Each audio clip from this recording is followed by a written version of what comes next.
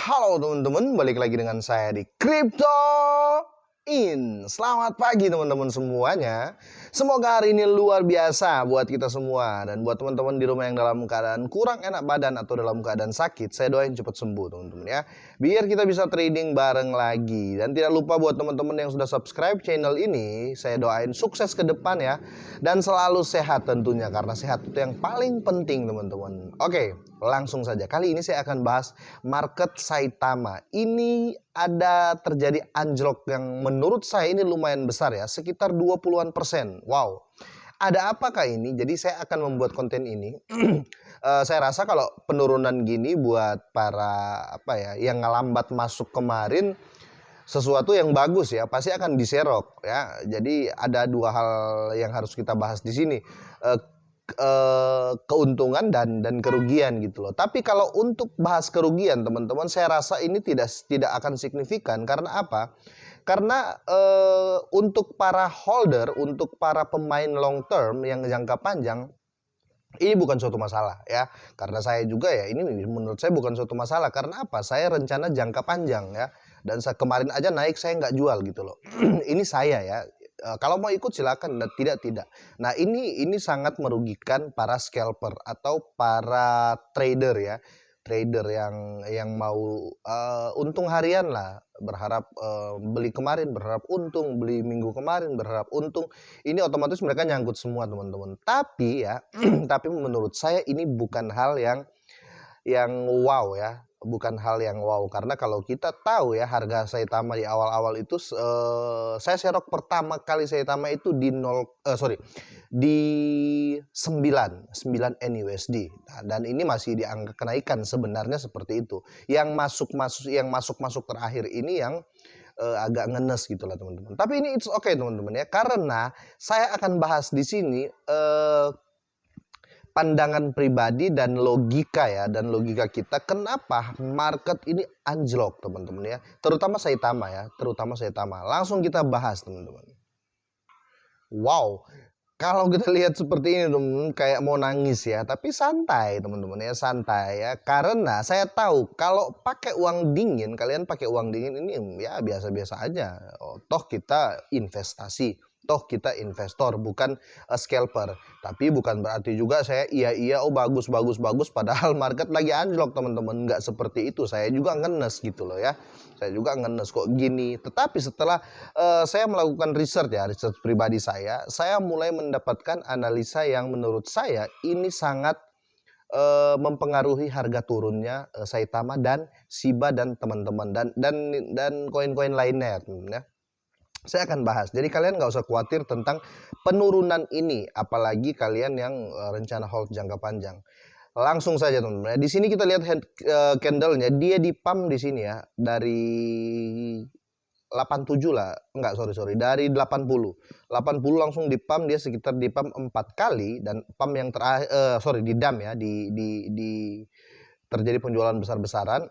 Nah, terakhir ini yang parah, sampai dia dari 64 sampai ke 53,5. Sekarang penurunannya 20%, 20,96%. Ini sangat besar teman-teman. Saya mau ajak kalian berpikir ya, sekarang kita langsung baca beritanya.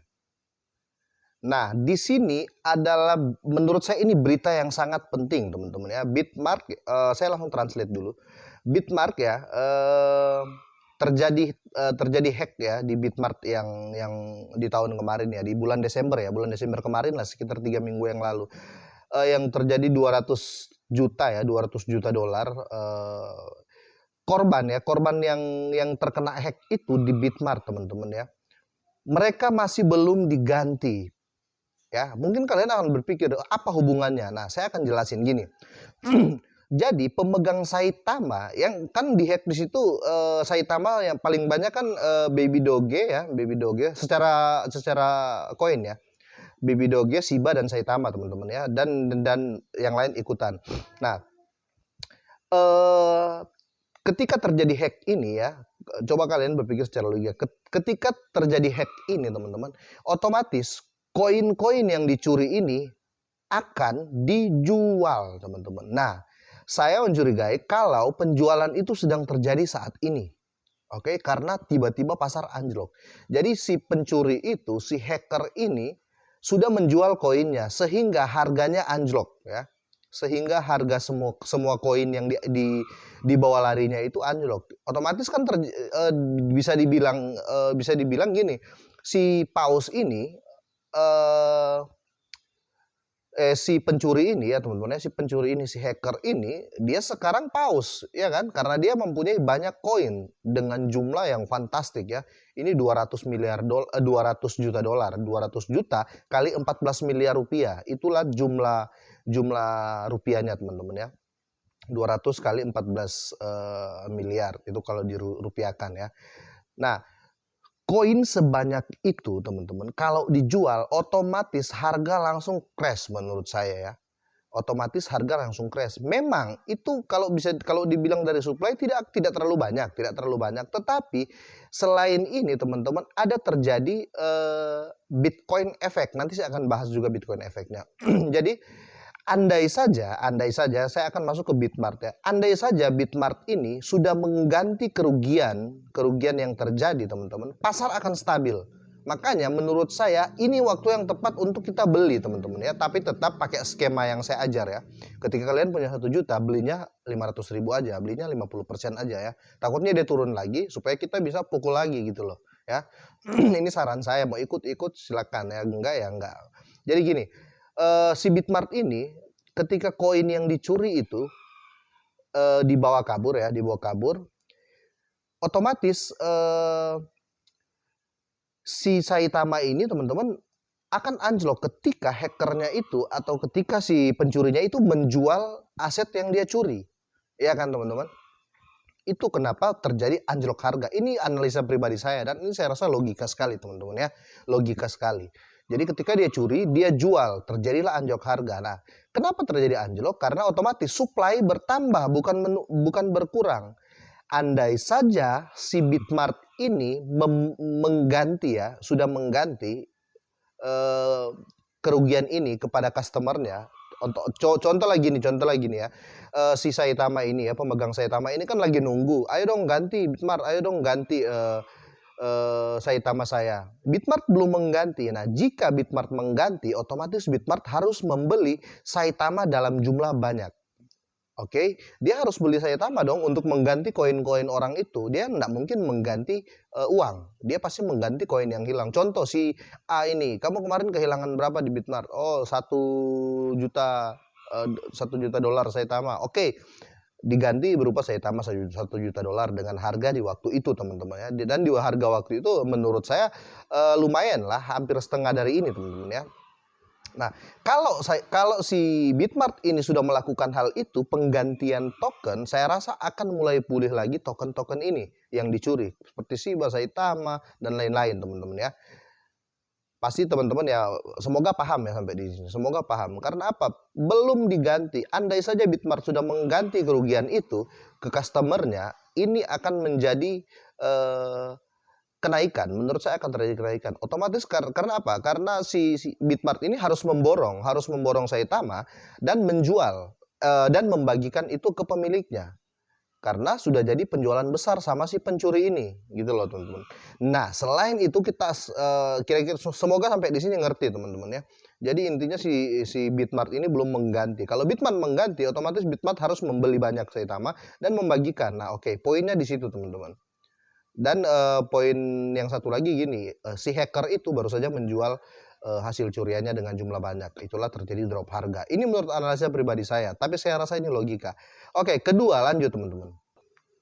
Oke, saya akan langsung bahas ya. Dan kedua ini teman-teman, Bitcoin Effect. Saya akan masuk ke Bitcoin Effect. Ini tweet resmi ya dari BSC News teman-teman ya. Kazakhstan mengalami pemadaman internet yang menyebabkan penurunan harga Bitcoin. Apakah pasar telah mencapai titik terendah atau lebih buruk lagi yang akan datang? Itu kenapa saya bilang konflik di Kazakhstan ini akan sudah memicu ya. Akan memicu dan sudah memicu ya. Mungkin teman-teman yang baru bermain kripto akan berpikir, perang kok apa hubungannya dengan koin ya? Nanti saya akan jelasin. Ada juga teman-teman yang bilang, "Loh kok mati lampu? Kok apa hubungannya dengan Bitcoin dan apa hubungannya dengan koin yang saya pegang?" Jadi Bitcoin efek itu kalian harus tahu ya. Dia sekali lagi saya bilang mother of crypto. Ketika dia anjlok, semua altcoin akan ikut ya. Karena skemanya ya seperti biasa, Bitcoin turun, orang menjual juga. Saya jual Saitama saya serok Bitcoin. Itu untuk pemain besar, teman-teman ya. Itu untuk pemain besar.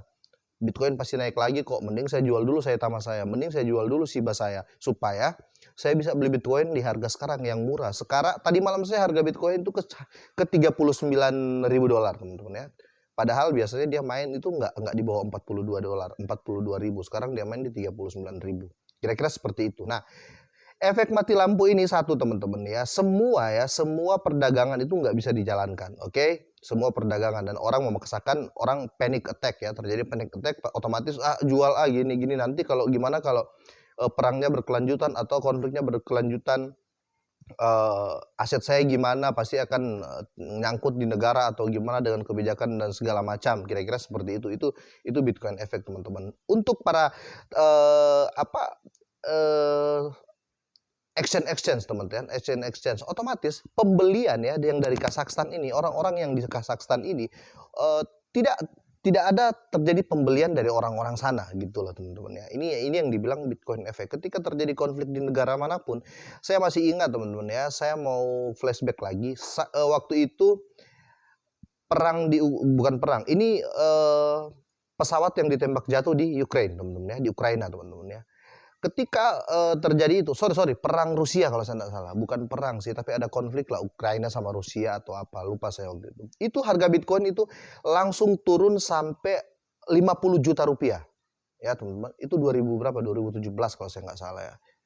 Ya 2017 akhir. Bitcoin itu di harga 50 juta rupiah, teman-teman ya.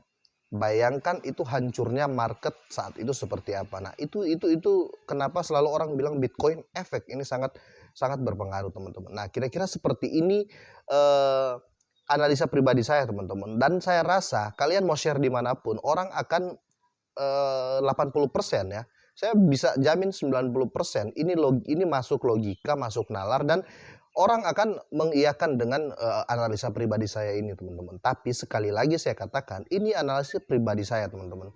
Kalian mau percaya silakan, tidak silakan. Kalau kalian tidak percaya, silakan kalian share dan kalian lihat tanggapan orang-orang yang lebih mengerti. Mereka akan pasti ya 80% benar kata-kata saya ini, teman-teman ya. Jadi saya nggak mau buat food yang gimana, buat FOMO gini-gini, enggak, teman-teman. Saya berbicara secara real. Dan bukan berarti juga saya bilang kalian itu tidak bagus atau gini-gini, enggak teman-teman ya. Saya selalu mengatakan info yang saya bagikan ini, saya akan cari berita-berita yang relevan, teman-teman ya. Kira-kira seperti itu. Oke, ini saja dulu info saya untuk Saitama ini, teman-teman. Dan tidak lupa juga saya mau katakan Saitama ini, teman-teman, sudah sudah di launching ya, Saitama teman-teman ya. Saya baru saja nge-retweet ya. Silakan cek di Cryptoin Twitter. Jadi Saitama itu sudah bisa di-download. Nah, ini sudah bisa dan ini langsung di-share oleh Saitama Official, teman-teman ya. Jadi kalian kalau mau download langsung saja ke Play Store, dia sudah ada, teman-teman. Dan tutorial untuk membuat akun juga ada di sini, sudah saya share di Twitter. Silakan kalian cek, teman-teman ya. Oke, itu saja pesan saya buat kalian semua, sukses dan sehat selalu, teman-teman. Terima kasih dan selamat pagi.